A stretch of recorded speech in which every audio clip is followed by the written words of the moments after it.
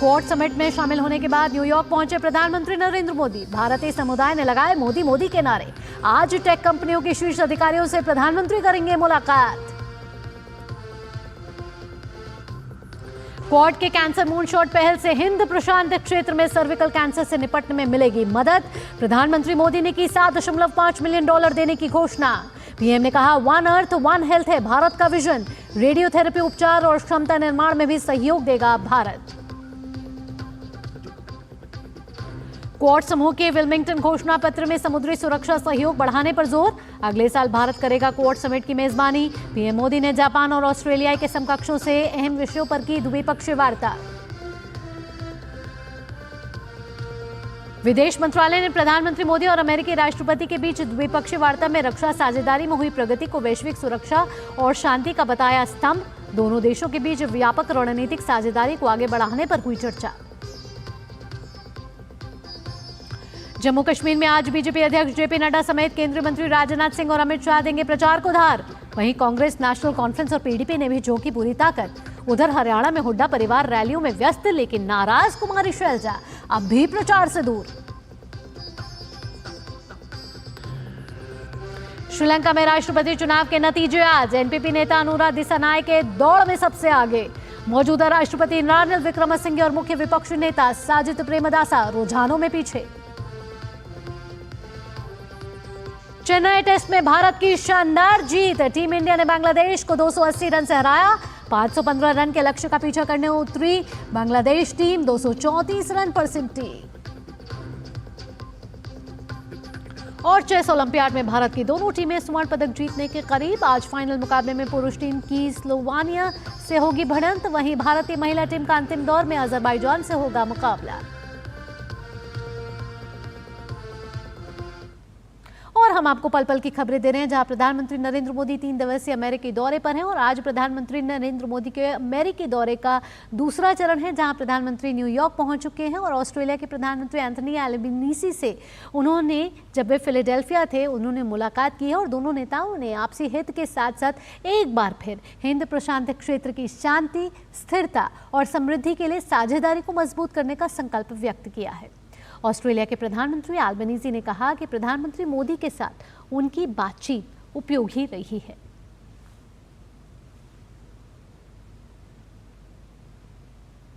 प्रधानमंत्री नरेंद्र मोदी की अमेरिकी यात्रा के दौरान अमेरिका ने 297 कलाकृतियां भारत को सौंप दी हैं। भारत की सांस्कृतिक संपत्ति की अवैध तस्करी से दुनिया के अलग अलग देशों में किए गए पुराविशेषों की स्वदेश वापसी भारत की एक बड़ी उपलब्धि है। साल 2014 के बाद अब तक भारत द्वारा बरामद कलाकृतियों की कुल संख्या 640 हो गई है। पीएम मोदी की साल 2021 में अमेरिका यात्रा के दौरान अमेरिकी सरकार ने 157 पुरावशेष सौंपे थे। इनमें 12वीं शताब्दी ईस्वी की उत्कृष्ट कांस्य नटराज मूर्ति भी शामिल थी। साथ ही 2023 में पीएम की अमेरिकी यात्रा के कुछ दिन बाद 105 कलाकृतियां भारत को लौटाई गई थी। अमेरिका के अलावा अन्य देशों से भी कलाकृति बरामद हुई है। इसके विपरीत 2004 से 2013 के बीच केवल एक कलाकृति भारत लौटी थी।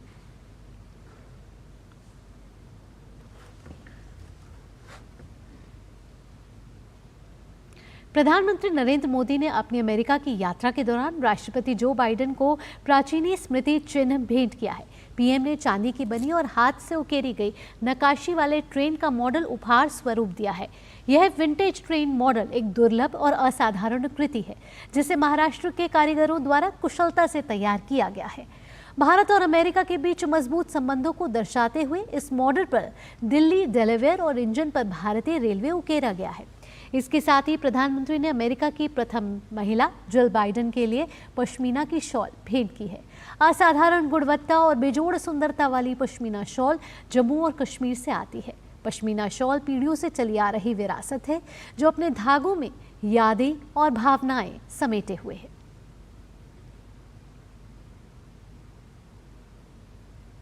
प्रधानमंत्री नरेंद्र मोदी के अमेरिकी दौरे से कई मोर्चों पर भारत की दुनिया भर में साख पड़ी है। विदेश मंत्रालय ने पीएम मोदी के अमेरिका दौरे के पहले दिन की उपलब्धियों का जिक्र करते हुए कहा कि बहुपक्षीय बैठकों में प्रधानमंत्री मोदी ने हिंद प्रशांत क्षेत्र में विभिन्न भागीदारों के साथ विकास के लिए सहयोग, संपर्क और जुड़ाव के लिए भारत के दृष्टिकोण को रेखांकित किया है। हिंद प्रशांत क्षेत्र में क्वाड के सदस्य देश भारत की पहल का समर्थन भी कर रहे हैं। Minister underlined India's approach of cooperation, contact, and engagement for growth with a variety of partners in the Indo-Pacific. It was striking to hear the other Quad leaders acknowledge India's actions and also at the same time hear their expectations of India, which really underlines the need to continue to work and sustain this enormous trust that India has earned from its partners. विदेश सचिव विक्रम मिस्री ने साथ ही जानकारी दी कि America द्वारा भारत से तस्करी करके ले जाए गए 300 से अधिक पुराविशेष का देश में लौटना बड़ी उपलब्धि है। भारत अब विकास ही नहीं, विरासत पर भी बात कर रहा है। United States, I would point to a very special feature of that bilateral meeting, which was the return of nearly 300 antiquities to India. So here we were talking not just about Vikas but also about विरासत। विदेश सचिव ने कहा कि विश्व में शांति के लिए भारत की प्रतिबद्धता को प्रभावी ढंग से पीएम नरेंद्र मोदी ने दुनिया के सामने रखा है। The Prime Minister also mentioned that at a time when the world is ridden with tensions and conflicts, the coming together of these four Quad partners with shared democratic values is important for humanity. He said the Quad was here to stay, to assist, to partner, and to complement the efforts of the Indo-Pacific countries. Cancer moon initiative को लेकर विदेश सचिव विक्रम मिस्री ने भारत द्वारा cancer उन्मूलन के लिए सहायता घोषणा समेत अन्य सहयोग को महत्वपूर्ण कदम बताया। Prime Minister announced a grant of $7.5 million for making available HPV sampling kits, detection kits, and cervical cancer vaccines to countries in the Indo-Pacific as part of the Cancer Moonshot initiative. India will also offer technical assistance and capacity building on DPI in cancer care to interested countries from the Indo-Pacific through its commitment of $10 million to the WHO's global initiative on digital health. There's a commitment from the Serum Institute of India in partnership with Gavi and the Quad to support orders of up to 40 million HPV vaccine doses for the Indo-Pacific region. India will also invest $2 million in setting up new solar projects in Fiji, Comoros, Madagascar, and Seychelles. The Quad partners agreed to launch a maritime initiative for training in the Indo-Pacific. It's called Maitri, to enable Indo-Pacific partners to maximize tools provided through IPMDA and other Quad initiatives.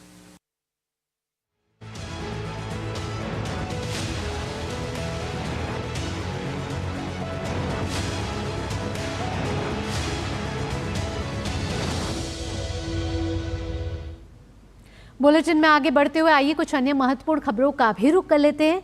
बता देते हैं आपको कि आज विश्व rhino दिवस है। इस अवसर पर प्रधानमंत्री नरेंद्र मोदी ने अपने सोशल मीडिया पर एक पोस्ट साझा की है। पीएम ने कुछ तस्वीरें साझा करते हुए लिखा है, आज विश्व राइनो दिवस पर आइए हम अपने ग्रह की सबसे प्रतिष्ठित प्रजातियों में से एक गैंडे की रक्षा के लिए अपनी प्रतिबद्धता को दोहराएं। पिछले कई वर्षों से गैंडे के संरक्षण के प्रयासों में शामिल सभी लोगों को मेरी बधाई। यह बहुत गर्व की बात है कि भारत में बड़ी संख्या में एक सींग वाले गैंडे रहते हैं। मैं असम में काजीरंगा की अपनी यात्रा को भी याद करता हूं और आप सभी से वहां जाने का आग्रह करता हूं। आज सुबह एक गुड्स ट्रेन के लोको पायलट की सतर्कता के चलते कानपुर से प्रयागराज के बीच एक बड़ा ट्रेन हादसा टल गया। लोको पायलट देव आनंद गुप्ता और सहायक लोको पायलट सीबी सिंह ने सिग्नल से कुछ दूर पहले एक सिलेंडर रखा हुआ देखा। उन्होंने फौरन कार्रवाई करते हुए इमरजेंसी ब्रेक लगाकर ट्रेन को रोक लिया। इसके बाद संबंधित विभागों को इसकी जानकारी दी गई है। फिलहाल घटना की जांच के आदेश दिए जा चुके हैं। और अब खबर दिल्ली की राजनीति से जुड़ी हुई, जहां बीजेपी दिल्ली के पूर्व मुख्यमंत्री अरविंद केजरीवाल और दिल्ली की आम आदमी पार्टी की सरकार के खिलाफ धरना प्रदर्शन कर रही है। दिल्ली के कनॉट प्लेस में चल रहे इस प्रदर्शन में भाजपा के विधायक, नेता और कार्यकर्ता शामिल हैं। प्रदर्शन के दौरान भाजपा नेता और कार्यकर्ताओं ने दिल्ली की आप सरकार को घेरा है। प्रदर्शन कर रहे बीजेपी नेताओं ने कहा कि इस धरने का उद्देश्य दिल्ली की आप सरकार के भ्रष्टाचार को जनता के सामने उजागर करना है। आगे बढ़ते हुए बात कर लेते हैं अब विधानसभा चुनावों से जुड़ी खबरों की।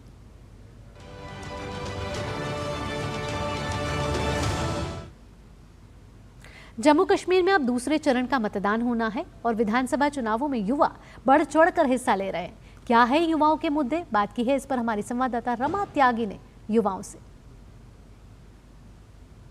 जम्मू कश्मीर में विधानसभा चुनाव के लिए काफी उत्साह है और विशेषकर हम बात करें युवा वोटर्स की, तो न केवल युवा जो हैं यहाँ पर प्रत्याशी के रूप में चुनाव मैदान में सामने आ रहे हैं, बल्कि बहुत से युवा वोटर भी हैं। 20 लाख से ज्यादा युवा वोटर जो हैं इस वक्त जम्मू कश्मीर में हैं, जो यहाँ पर प्रत्याशियों के भाग्य का फैसला करेंगे। क्या कुछ है उनकी उम्मीदें, क्या चाहते हैं वो, उन्हीं से जानेंगे, वही हमें बताएंगे। इस बार मैं पहली बार वोट डालने वाला हूँ। मेरी काफी उम्मीदें हैं। जो नए कैंडिडेट्स हैं तो वो तो एक ट्रस्ट करना पड़ेगा उन पे।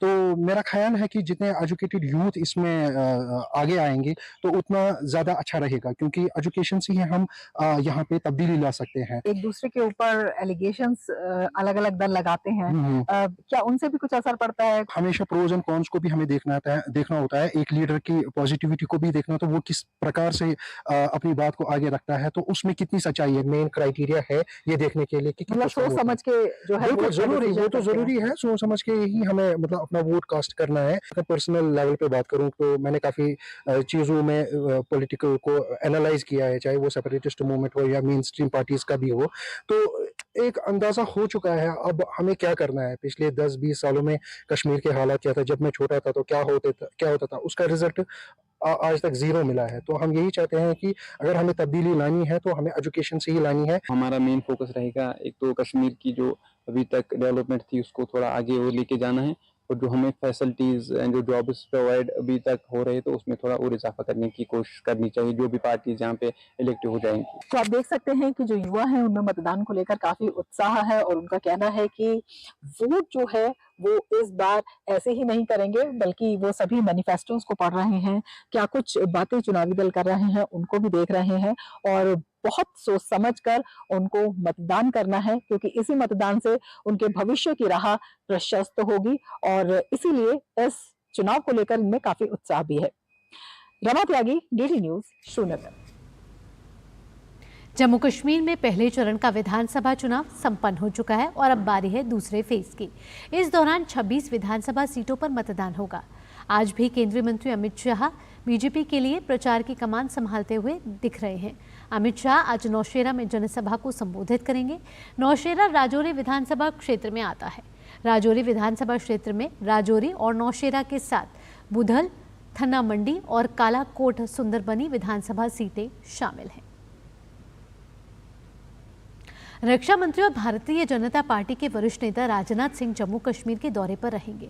जम्मू कश्मीर विधानसभा चुनाव के मद्देनजर राजनाथ सिंह जम्मू में लगातार 4 रैलियां करेंगे। राजनाथ सिंह सुबह पुंछ के फव्वार चौक में जनसभा को संबोधित करेंगे। इसके बाद रक्षा मंत्री कोटरंका में जनसभा को संबोधित करेंगे और दोपहर बाद रक्षा मंत्री राजौरी के सुंदरबनी में जनता को संबोधित करेंगे। इसके साथ ही शाम को जम्मू के सैनिक कॉलोनी स्थित दशहरा मैदान में जनसभा को संबोधित करेंगे। उधर बीजेपी के राष्ट्रीय अध्यक्ष और केंद्रीय मंत्री जेपी नड्डा आज जम्मू के दौरे पर हैं। जेपी नड्डा जम्मू में 2 जनसभाओं को संबोधित करेंगे।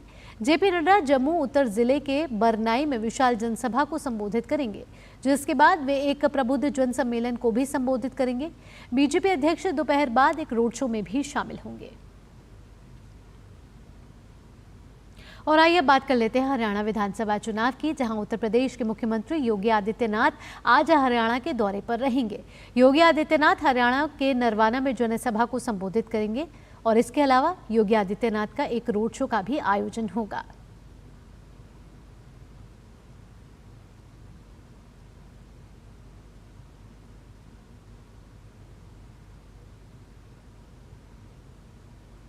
बढ़ते आगे अब बात कर लेते हैं कि हरियाणा में कांग्रेस की रणनीति क्या है। कांग्रेस की बात करें तो पूर्व मुख्यमंत्री भूपेंद्र सिंह हुड्डा अपने प्रचार अभियान में जुटे हुए हैं। अपनी सभाओं में उमड़ रही भीड़ को देखकर उनकी ओर से लगातार ये दावा पेश किया जा रहा है कि हरियाणा में इस बार सरकार बदलेगी। उनके बेटे और कांग्रेस सांसद दीपेंद्र हुड्डा भी ताबड़तोड़ रैलियों में व्यस्त है। आज दीपेंद्र हुड्डा उचाना, समालखा और महेंद्रगढ़ विधानसभा क्षेत्र में रैली करेंगे। इसके साथ ही वे महेंद्रगढ़ विधानसभा क्षेत्र में रोड शो में भी शामिल होंगे। हुड्डा परिवार हरियाणा में चुनाव प्रचार में व्यस्त है, लेकिन वहां कांग्रेस के भीतर सब कुछ ठीक नहीं चल रहा है। नौबत यह आ चुकी है कि पार्टी की वरिष्ठ नेता और सांसद कुमारी शैलजा बीते एक हफ्ते से चुनाव प्रचार से दूर हैं। कहा जा रहा है कि टिकट बंटवारे के बाद से वो आलाकमान से नाराज हैं, जबकि वो राज्य में यात्रा निकाल रही थी। सूत्रों के मुताबिक उन्होंने ये कदम कई वजहों से उठाया है। मौजूदा समय में सिरसा लोकसभा सीट से सांसद बनी शैलजा का सिरसा के अलावा फतेहाबाद की विधानसभा सीटों पर भी खासा प्रभाव है। बाकी कुछ सीटों पर भी दलित चेहरा होने के नाते कुमारी शैलजा का असर है। सवाल यही है कि आखिर आलाकमान उनके मामले में खामोश क्यों है।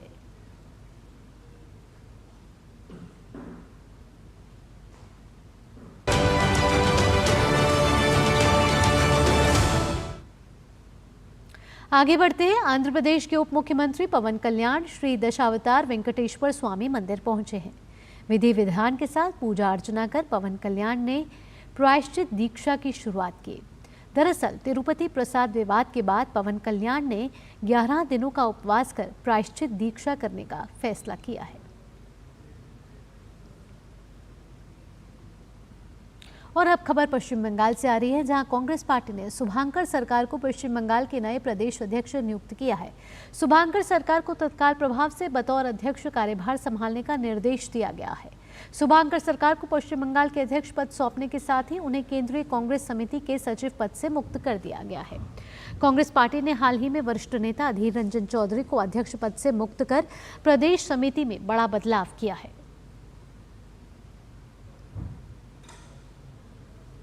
बढ़ते हैं अगली खबर की ओर। राजधानी दिल्ली में साइकिल रैली का आयोजन किया गया है। इस साइकिल रैली का विषय रहा स्वस्थ जीवन शैली। मेडिकल छात्रों और डॉक्टरों की इस साइकिल रैली में कोलकाता रेप और मर्डर केस की गूंज भी सुनाई दी। नेशनल मेडिकोज ऑर्गेनाइजेशन यानी कि NMO दिल्ली की ओर से आयोजित इस रैली के माध्यम से डॉक्टरों ने स्वास्थ्य सेवा पेशेवरों के खिलाफ हिंसा के जघन्य कृत्यों के खिलाफ अपनी एकजुटता दिखाई। साल साइकिल रैली करते हैं, ये हमारी 4th है। तो अब हम यहाँ से RML की तरफ जा रहे हैं, वहाँ लेडी हार्डिंग और हमारा समापन हिंदू राव में। NMO का बहुत आभार व्यक्त करते हैं कि सोसाइटी के लिए, समाज के लिए बहुत अच्छा मैसेज देते हुए स्वास्थ्य वर्धन सेवाओं के लिए इनके साथ कंधे से कंधा मिला के हम लोग भी कर रहे हैं और बाकी हॉस्पिटल भी आगे आए। जैसा कि आप सब जानते हैं कि आज की जो देश की हालात है, जो क्या कहते हैं, सारे लोग सेडेंट्री लाइफ में चले गए हैं। सब चीज़ें आपके घर पे उपलब्ध हो गई है, राशन से लेकर के क्या कहते हैं सारी चीज़ें घर पे उपलब्ध है। तो लोग घर से निकलना करीब लोगों का काफ़ी कम हो गया है। वेस्ट बंगाल में जो कलकत्ता में जो घटना घटी है, उसको लेकर के हम लोग हमारा मिशन इस बार का है, जो डॉक्टरों के खिलाफ जो अत्याचार हो रही है, जबकि डॉक्टर क्या कहते हैं 24/7 ड्यूटी पे रहते हैं, लोगों के स्वास्थ्य की देखभाल करते हैं, और उन्हीं का लाइफ अगर खतरे में हो, तो हम इस मैसेज को पूरे भारत में नहीं बल्कि पूरे वर्ल्ड में फैलाना चाहते हैं कि जो एट्रोसिटी डॉक्टर्स के अगेंस्ट में हो रही है वो बंद हो। पब्लिक को हमको 2 संदेश देने हैं। एक तो स्वस्थ भारत, विकसित भारत, जो हमारा नेशनल मेडिको ऑर्गेनाइजेशन है, पूरे देश भारतवर्ष में एक संस्था है जिसमें डॉक्टर्स, चिकित्सक, पैरामेडिकल्स, स्टूडेंट MBBS के सभी साथ मिलकर के पूरे देश में स्वास्थ्य सेवाओं को पब्लिक के बीच जागरूकता लाने के लिए और लोगों को स्वास्थ्य के प्रति जागरूक करने के लिए एक साइकिल रैली का आयोजन कराया, जिसका उद्देश्य है एक तो अभी रिसेंटली जो डॉक्टरों के विरुद्ध अभी वायलेंस और दुर्घटनाएं होती हैं, लोग वायलेंस करते हैं, उसके खिलाफ हम विरोध करते हैं। अभी रिसेंट कलकत्ता में जो घटनाएं उसके लिए भी हम विरोध करते हैं, और सभी को हम इस स्वास्थ्य रैली के माध्यम से, साइकिल रैली के माध्यम से स्वस्थ रहने का संदेश देना चाहते हैं। और पब्लिक में, आम पब्लिक में भी यह धारणा बनाना चाहते हैं कि जीवन में व्यायाम और साइकिल रैली की क्या महत्ता है। स्वस्थ भारत, विकसित भारत, सभी को संदेश देना चाहते हैं। बुलेटिन में अब आगे बढ़ते हैं। BSF जवानों ने जम्मू के RS-पुरा सेक्टर में घुसपैठ की कोशिश को नाकाम कर दिया है। BSF जम्मू की ओर से दी गई जानकारी के मुताबिक इस दौरान एक पिस्तौल, 4 और 9 MM की मैगजीन और AK-47 राइफल बरामद की गई है। तो BSF को बड़ी सफलता मिली है और आगे बढ़ते हुए टेरिटोरियल आर्मी यानी कि प्रादेशिक सेना ने अपनी प्लैटिनम जुबली समारोह को मनाने के लिए सियाचिन ग्लेशियर से इंदिरा पॉइंट तक का अपना पहला अभियान पूर्ण कर लिया है। इस अभियान के अंतर्गत साइकिल, नौकायन और स्कूबा डाइविंग के जरिए जमीन, हवा और समुद्र में लगभग 5,500 किलोमीटर की दूरी तय की गई है। इस अभियान को इस साल 30 जुलाई को प्रतिष्ठित सियाचिन ब्रिगेड के कमांडर ने सियाचिन ग्लेशियर के बेस कैंप से हरी झंडी दिखाई थी। टीम ने लद्दाख और हिमाचल प्रदेश के उच्च ऊंचाई वाले क्षेत्रों के कठिन इलाकों से साइकिल चलाकर यात्रा की। यह 22 अगस्त को दिल्ली पहुंचा, जहां उन्होंने राष्ट्रीय युद्ध स्मारक पर श्रद्धांजलि अर्पित की। टेरिटोरियल आर्मी के दल ने अपनी यात्रा के दौरान स्थानीय ग्रामीणों, नागरिकों, छात्रों, NCC कैडेटों और जनप्रतिनिधियों से बातचीत की और भारतीय सेना और TA के बारे में जागरूकता फैलाई और युवाओं को सेना में शामिल होने के लिए प्रेरित भी किया। देश की मुख्य भूमि की पूरी लंबाई में साइकिल चलाने के बाद दल 13 सितंबर 2024 को चेन्नई पहुंचा था, जहां से वे हवाई मार्ग से श्री विजयपुरम तत्कालीन पोर्ट ब्लेयर चले गए थे। अभियान की समाप्ति के बाद टीम अब दिल्ली में एकत्र होगी और यहां औपचारिक समारोह में भारतीय तिरंगा, भारतीय सेना और प्रादेशिक ध्वज वाले पारंपरिक राजदंड को सेना प्रमुख को सौंपेगी। भारतीय वायुसेना और ओमान की रॉयल एयरफोर्स ऑफ ओमान के बीच संयुक्त अभ्यास ईस्टर्न ब्रिज 7 सफलतापूर्वक समाप्त हो गया है। ये संयुक्त अभ्यास ओमान के एयरफोर्स बेस मसीरा में 11 से शुरू हुआ था और इस संयुक्त अभ्यास में IAF के MiG-29 और जैगुआर विमान और साथ ही RAFO के F-16 और हॉक विमानों ने भाग लिया। इस अभियान से दोनों देशों के बीच रणनीतिक संबंधों को मजबूत करने और अंतर संचालन क्षमता को बढ़ाने का कार्य किया गया। संयुक्त अभ्यास के दौरान इंडियन एयरफोर्स और राफो दोनों ने असाधारण टीम वर्क, प्रोफेशनलिज्म और हवाई कौशल का प्रदर्शन किया। आपको बता दें कि इस अभ्यास का उद्देश्य सैन्य सहयोग को विस्तार देना और दोनों सेनाओं की आपसी सहभागिता की क्षमता को बढ़ावा देना है। इस अभ्यास में हवा से हवा में युद्ध अभ्यास और रणनीतिक और सामरिक क्षमताओं में सुधार के उद्देश्य से तैयार किए गए मिशन भी शामिल थे। आपको बता दें कि इस द्विपक्षीय अभ्यास ईस्टर्न ब्रिज का पहला संस्करण साल 2009 में ओमान में आयोजित किया गया था। वहीं छठा संस्करण 21 से 25 फरवरी 2022 तक भारतीय वायुसेना के जोधपुर बेस पर आयोजित किया गया था। अमेरिका में राष्ट्रपति पद की डेमोक्रेटिक उम्मीदवार कमला हैरिस ने अपने प्रतिद्वंद्वी डोनाल्ड ट्रंप को एक और बहस की चुनौती दी है, लेकिन अमेरिका के पूर्व राष्ट्रपति और राष्ट्रपति पद के रिपब्लिकन उम्मीदवार डोनाल्ड ट्रंप ने कमला हैरिस के साथ बहस करने से मना कर दिया है। उत्तरी कैरोलिना के विल्मिंगटन में एक रैली को संबोधित करते हुए ट्रंप ने कहा कि मतदान शुरू होने के कारण अब बहस के लिए काफी देर हो चुकी है।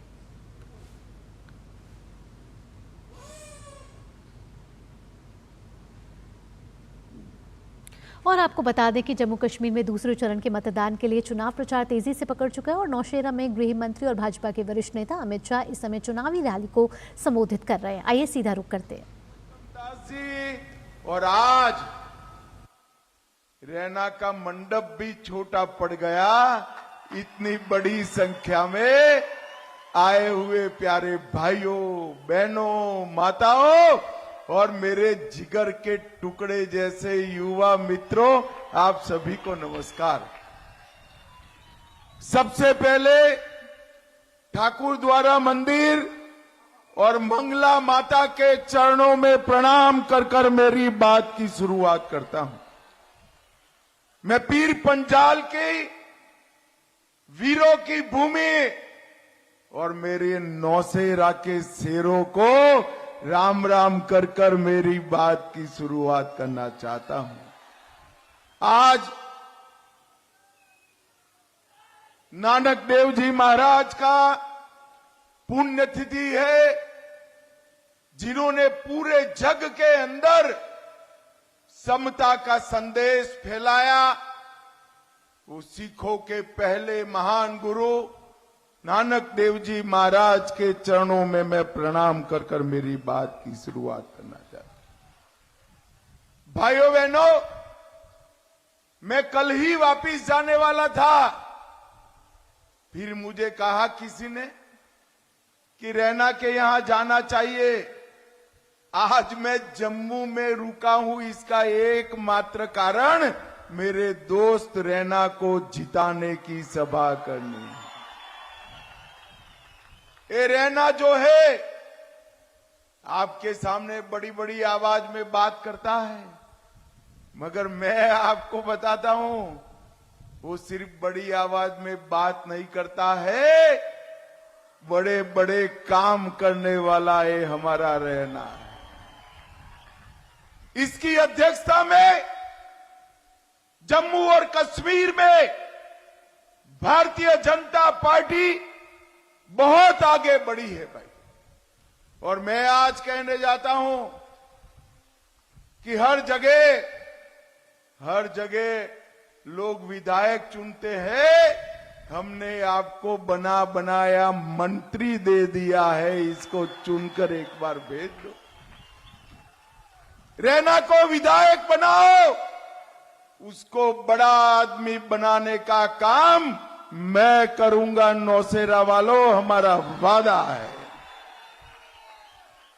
यहां सारे पहाड़ी भाई बहन है, हिंदू है, मुसलमान है। मैं सभी को कहना चाहता हूं, पहाड़ियों को आरक्षण मिला, उसमें आपके नेता रैना का बड़ा रोल है, बड़ा रोल है। ऐसे पीछे पड़ गया था कि जैसे ये काम उसके घर का हो। 2 बार तो मैंने बेचारे को डांट भी दिया, तो उसने कहा साहब आप पहाड़ियों की दिक्कत को नहीं जानते हो। और रैना ने जब पहाड़ियों का आरक्षण दिलाया तब मुझे मालूम पड़ा। कल ही मैं घूम कर आया हूं 6 जगह पहाड़ी क्षेत्रों में कि यहां कितना कठिनाई है। और भाइयों बहनों, आपका ये अधिकार 70 साल तक किसने छीन कर रखा था? ये कांग्रेस पार्टी और एनसी ने, ये पीडीपी ने छीन कर रखा था। पहाड़ियों को आरक्षण नहीं देने का इनका फैसला था। मोदी जी ने तय किया कि कांग्रेस को जो कहना है वो करे, एनसी को जो करना है वो करे। हम पहाड़ियों को आरक्षण देंगे और देंगे।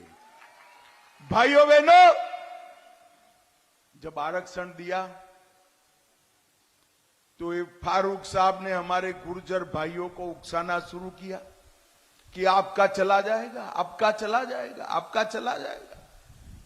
मैं आया था राजौरी में, कहकर गया था गुर्जर बकरवाल का 1% भी कम नहीं होगा और पहाड़ियों को मिलेगा।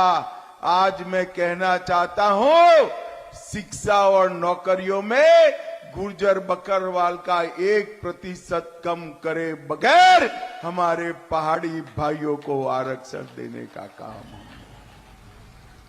और तो जम्मू कश्मीर के चुनावी दौरे पर हैं केंद्रीय गृह मंत्री और भाजपा के वरिष्ठ नेता अमित शाह इस समय, और जहां नौशेरा में जनसभा को संबोधित कर रहे थे, जहां उन्होंने भाजपा प्रत्याशी रविंद्र रैना के लिए वोटों की अपील की।